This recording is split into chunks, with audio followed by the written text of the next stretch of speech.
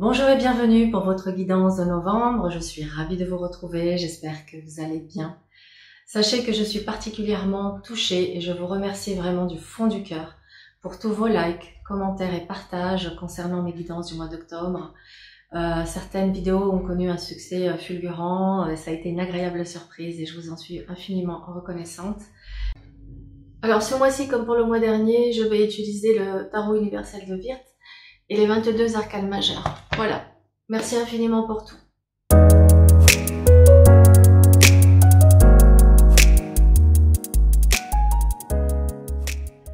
Voilà mes béliers, votre roue astrologique est maintenant posée. Nous avons ici les 12 maisons qui représentent les 12 principaux secteurs de notre existence.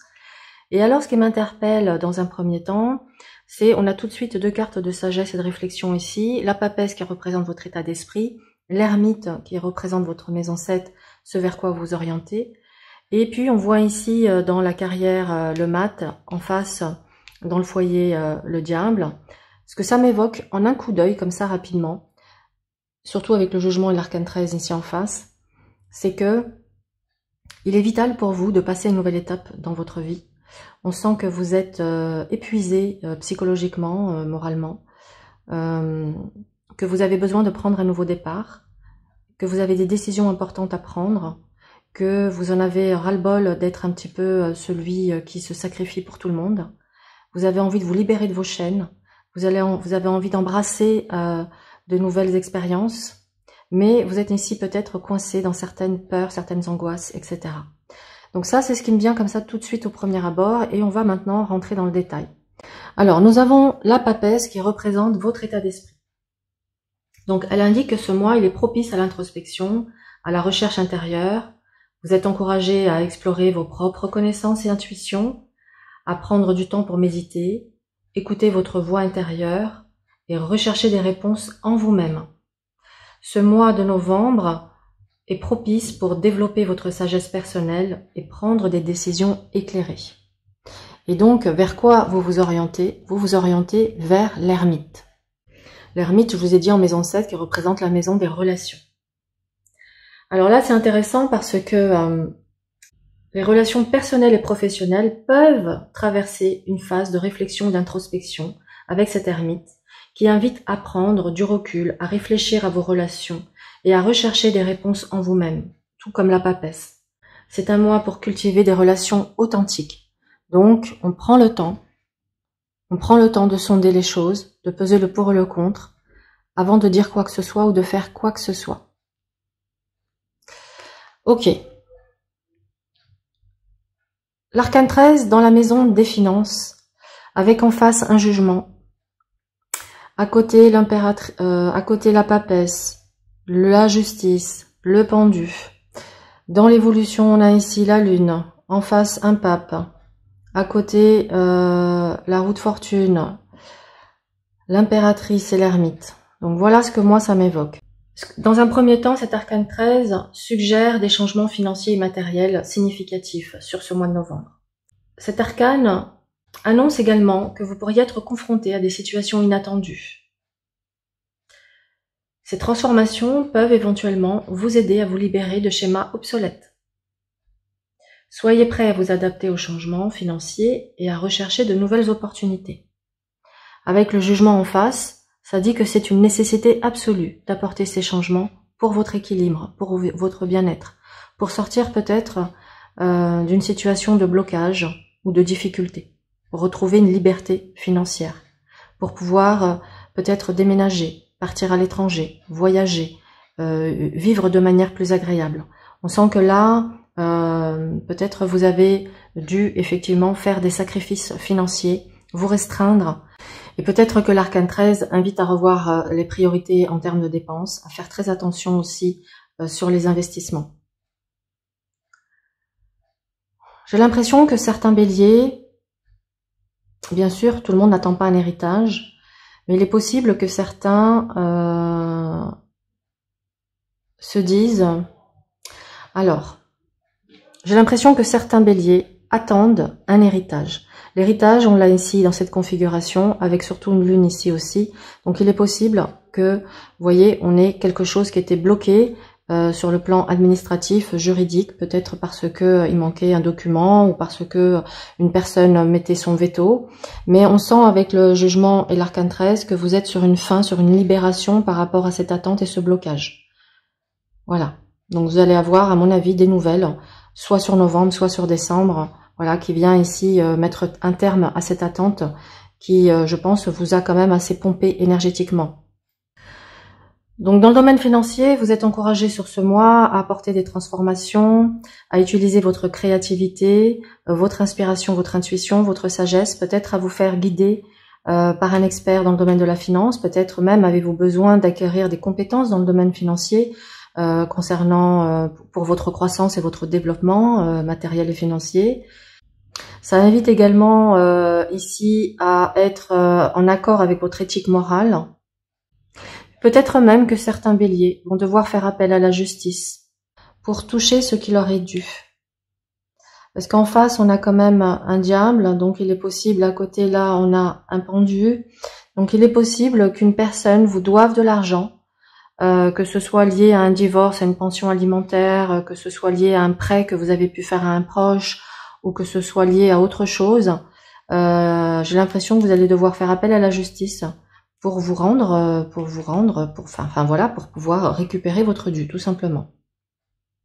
Dans le domaine de la communication et des relations familiales, cette justice met l'accent sur l'importance de l'équilibre, de l'objectivité et de l'honnêteté. Donc, soyez prêts à résoudre des conflits de manière juste et à rechercher la vérité dans vos relations, dans vos interactions familiales et sociales. C'est le moment de prendre des décisions éclairées pour sortir d'une forme de stagnation, de paralysie, de blocage ou d'emprisonnement.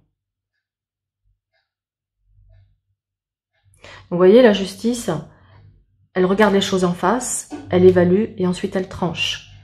Et donc lui, il coupe, et il coupe quoi? Il coupe ici les liens toxiques.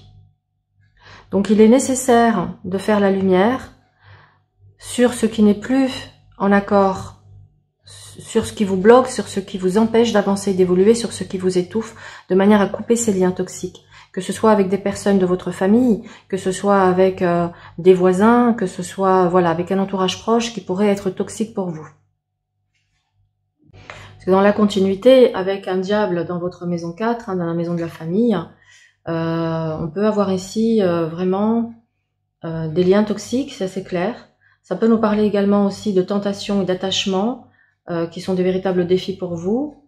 Ce diable vous invite à prendre conscience des schémas toxiques et à vous en libérer. Donc je pense que vous êtes sur un mois aussi de libération. C'est pour ça qu'on a vraiment la réflexion profonde, l'introspection, peut-être un accompagnement thérapeutique pour identifier justement la répétition des schémas, identifier les mémoires familiales que l'on porte ou les mémoires de vie antérieure que l'on porte, qui peuvent être clairement des freins à notre évolution, qui nous empêchent d'avancer vers nos aspirations et nos rêves, et qui nous maintiennent dans une forme de stagnation et de blocage. Autant le diable, vous voyez, il a ses deux petits esclaves attachés à lui, donc ça peut nous parler d'une situation où on se sent pieds et poings liés, on l'a aussi avec le pendu, alors qu'il y a une soif de liberté, d'envol, d'aller explorer autre chose. Donc peut-être aussi que des difficultés financières vous maintiennent dans une position de souffrance. Peut-être avez-vous envie de partir, de déménager, de quitter un lieu ou une personne, mais pour des raisons financières, vous vous sentez coincé. C'est pour ça qu'avec cette justice et ce pape-là, je pense qu'on vous invite peut-être à aller voir soit un homme de loi, soit un expert dans le domaine, que ce soit dans le domaine sentimental ou dans le domaine financier, pour vous aider à apporter, pour vous faire un éclairage sur une situation et vous ouvrir des portes. C'est comme si vous vous sentiez totalement coincé là. Ouais, il est temps, ami Bélier, de faire un grand nettoyage, par rapport aux mémoires que vous portez. Sachez que ça se fait sur le plan énergétique, qu'on peut se libérer, en tout cas moi je le propose. C'est pas pour mettre en avant ce service, c'est parce que ça me saute aux yeux et donc du coup je vous en parle. Dans mes services, je propose la formule libération des blocages, parce que je vois que certains d'entre vous en auraient grandement besoin. Donc 5 séances qui permettent d'aller chercher en profondeur l'origine de la problématique et à travers plusieurs séances de nettoyage énergétique, d'aller nettoyer les mémoires transgénérationnelles et karmiques et autres qui viennent justement vous bloquer, vous empêcher d'évoluer et d'avancer. Donc on a vraiment une libération ici qui doit être faite cette année. Hein, c'est comme si c'est une espèce d'ordre que vous recevez, que ce soit de vos ancêtres, de vos guides, voilà, un ordre céleste où on vous dit il est temps, il est nécessaire de mettre fin à quelque chose, de sortir du sacrifice et de retrouver de l'équilibre et du plaisir et non plus de la souffrance et de la frustration. En gros, c'est comme si on vous invite ici à, c'est le moment de renaître, c'est le moment de renaître, c'est le moment d'oser prendre un nouveau départ, de renaître de ses cendres, d'oser le changement. Ok, donc vous voyez, je pense que certains d'entre vous sont clairement ici dans une situation familiale qui peut être pesante, étouffante, toxique. Donc on vous invite à dire les choses, à couper, à prendre vos distances et à vous éloigner. Vous n'êtes pas obligé de subir et de tout accepter sans rien dire. Passons au domaine affectif avec l'impératrice. Alors, la maison 5 est associée à la créativité, à la romance et au loisir. L'impératrice indique un mois de créativité, d'abondance et de plaisir. Hein, vous voyez, on sort des frustrations. Elle vous invite à exprimer votre côté artistique, à profiter de la romance. Pour ceux qui sont en couple ou pour ceux qui sont célibataires, on a ici une configuration de nouvelles opportunités de rencontres qui se présentent sur ce mois de novembre. Et pour ceux qui sont déjà dans une relation, on est clairement sur un mois propice à la romance, à l'évasion, au partage. On vous invite à cultiver des loisirs enrichissants, tant pour votre couple que pour les célibataires qui peuvent faire des rencontres au travers des loisirs. Cette impératrice, elle vous invite à célébrer votre créativité et à vous connecter au plaisir simple.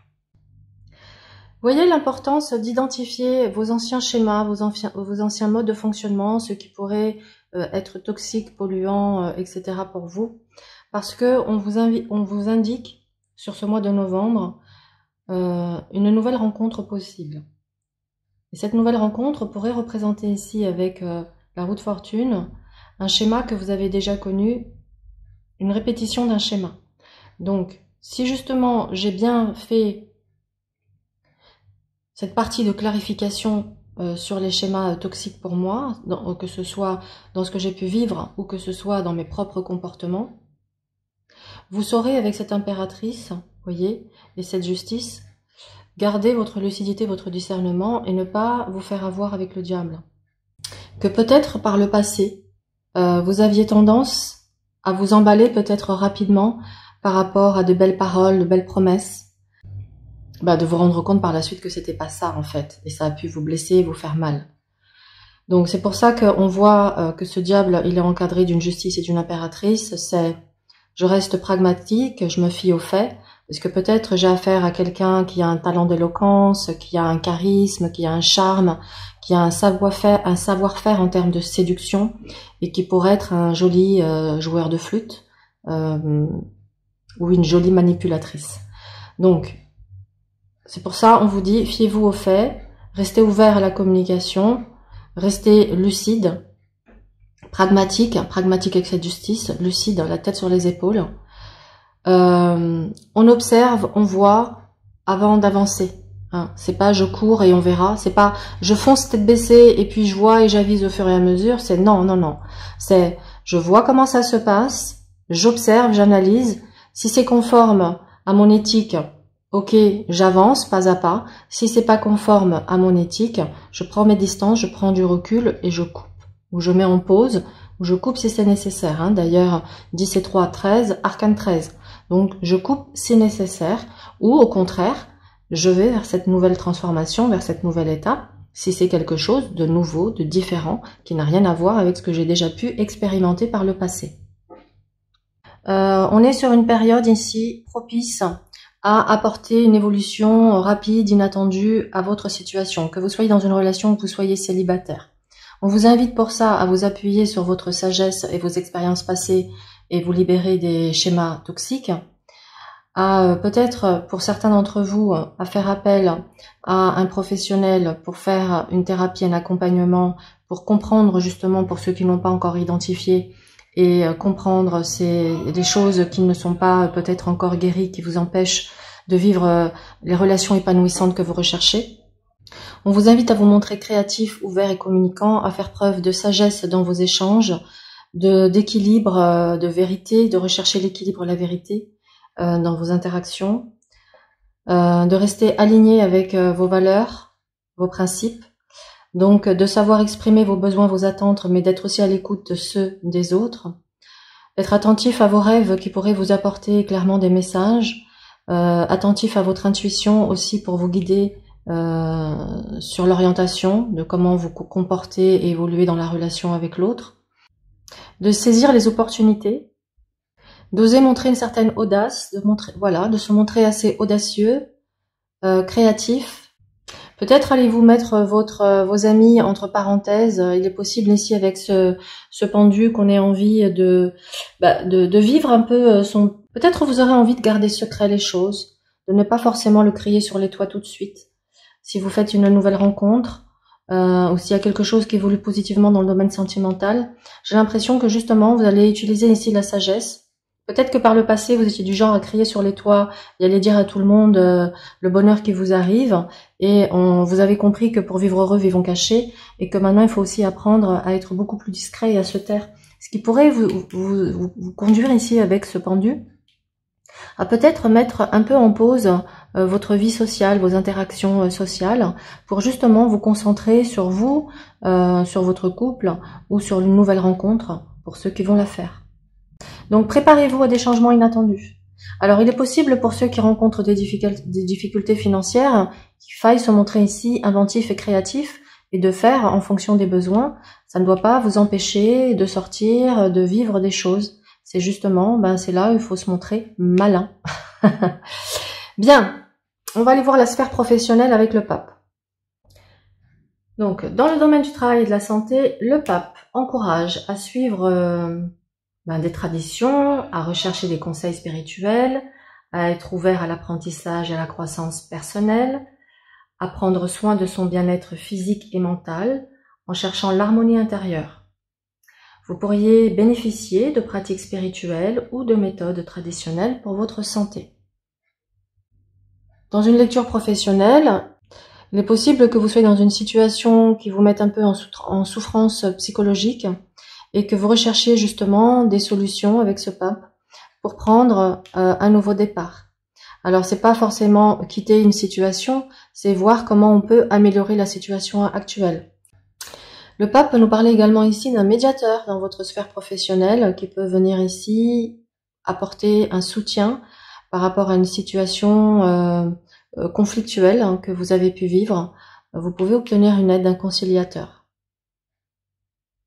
Sinon, ça peut nous indiquer clairement, pour ceux d'entre vous qui ont fait des démarches pour chercher autre chose, on peut avoir une opportunité professionnelle à l'étranger.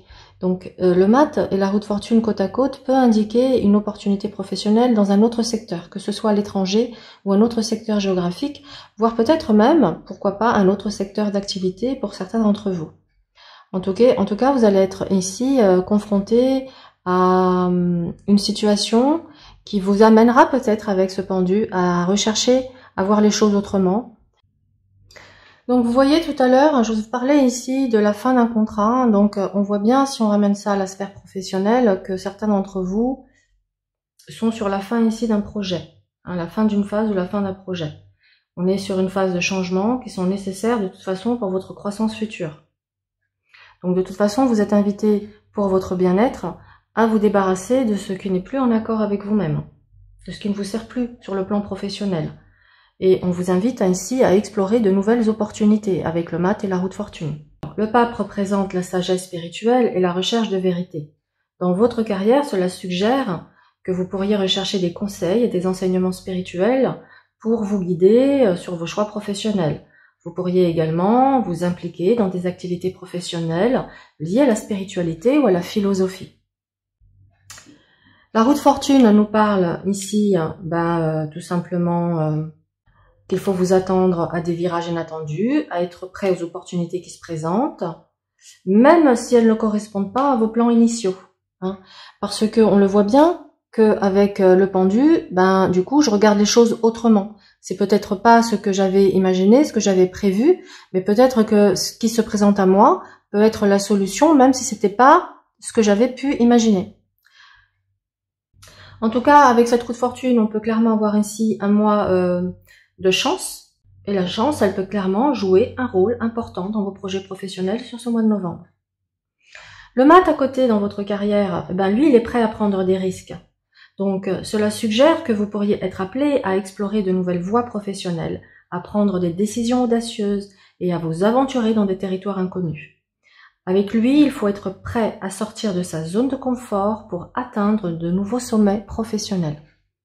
Alors évidemment, on ne fait pas n'importe quoi, n'importe comment, parce que l'idée c'est pas de se retrouver en difficulté et de nouveau dans une situation, de quitter une situation pour déplacer le problème dans un autre environnement et se retrouver encore au point de départ. Non.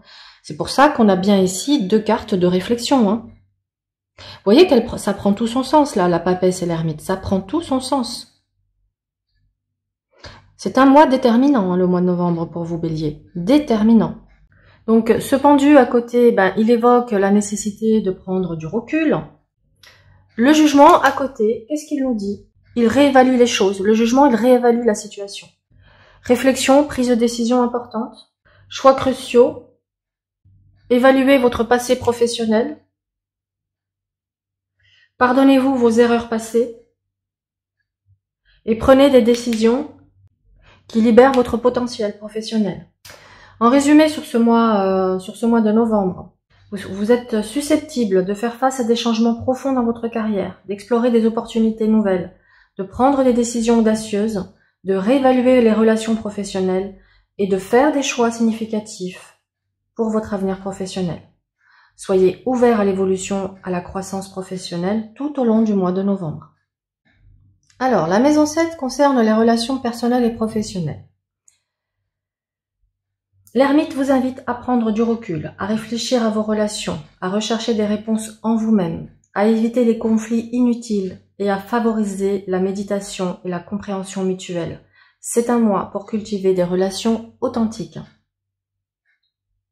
La lune, ici dans la maison des ressources partagées de l'intimité, révèle des émotions profondes et des secrets. Vous pourriez être confronté à des éléments cachés de vos relations intimes et financières. Cherchez à faire face à vos peurs et à guérir les blessures émotionnelles et à rechercher une plus grande harmonie dans ce domaine. La maison 9 est associée au voyage, à l'expansion et à la recherche des sens.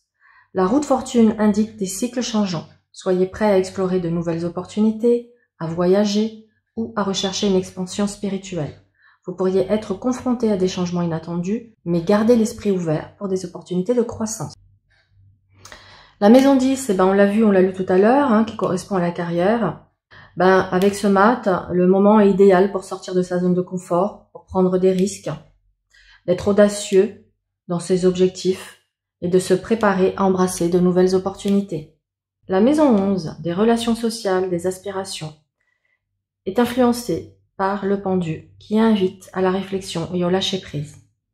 Il encourage à prendre du recul, à revoir vos objectifs et à abandonner ce qui ne vous sert plus. Adoptez de nouvelles perspectives pour vos relations sociales et vos aspirations. Et enfin, le jugement dans votre maison 12. Alors, le jugement, l'arcane clé de votre mois de novembre, ami Bélier. Ce jugement invite à la réflexion intérieure, à la réévaluation. Il symbolise la transformation, la renaissance. On vous invite à prendre le temps d'examiner votre passé, de tirer des leçons de vos expériences et de vous préparer à un nouveau départ. C'est le moment de vous libérer des schémas anciens et de vous préparer à une transformation spirituelle. Waouh, vous êtes sur un mois. Waouh. Ça va être intense, mais super intéressant. Votre défi du mois, ami Bélier. c'est d'aller vers cette renaissance, vers ce renouveau, de trouver un équilibre entre des changements profonds et la sagesse intérieure. On nous parle d'un mois de transformation importante, tant sur le plan de votre vie professionnelle que votre vie personnelle. Votre défi réside dans votre capacité à gérer ces changements, tout en restant ancré dans votre sagesse intérieure. Il est important de ne pas vous laisser emporter par des perturbations marquées ici, mais plutôt d'utiliser votre intuition, votre réflexion et votre compréhension pour naviguer ici avec succès vers ces transformations radicales. Soyez ouverts aux conseils spirituels ou moraux qui pourraient vous guider dans vos choix, tout en gardant à l'esprit que vous avez la sagesse nécessaire pour prendre des décisions éclairées. Montrez une certaine flexibilité, une certaine ouverture d'esprit, une certaine adaptabilité pour relever ces défis avec succès. Ce mois de novembre est une opportunité de vous transformer et de faire des choix qui vous mènent vers un avenir plus épanouissant, tant sur le plan professionnel que personnel. Voilà, cher ami Bélier, j'espère que cette guidance a fait écho, en tout cas qu'elle va vous accompagner et vous aider à cheminer sur ce mois de novembre. N'hésitez pas à liker, partager et commenter. Je vous remercie pour votre écoute. Je vous souhaite en tout cas un excellent mois et je vous dis à très vite.